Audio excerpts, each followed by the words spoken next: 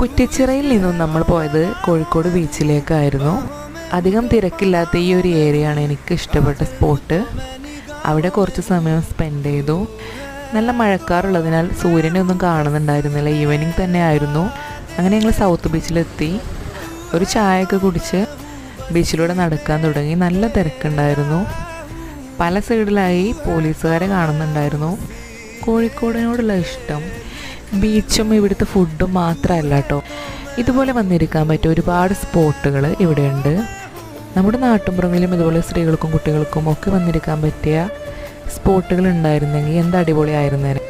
അങ്ങനെ കുറച്ച് കടലയും മോനെ കുറച്ച് സമയം ബീച്ചിൽ കളിച്ചിട്ടുണ്ടായിരുന്നു. അത് കഴിഞ്ഞ് ഒരു കടലയും വാങ്ങി കഴിച്ച് കുറച്ച് സമയം കൂടി ബീച്ചിൽ സ്പെൻഡ് ചെയ്ത് പുറത്തേക്ക് ഇറങ്ങി. അങ്ങനെ തിരിച്ച് ടൗണിലെത്തി രാത്രിയിലെ ഫുഡും കഴിച്ച് നേരെ തിരിച്ചു പോന്നു. അപ്പോൾ ഇത്രയേ ഉള്ളൂ. ബൈ.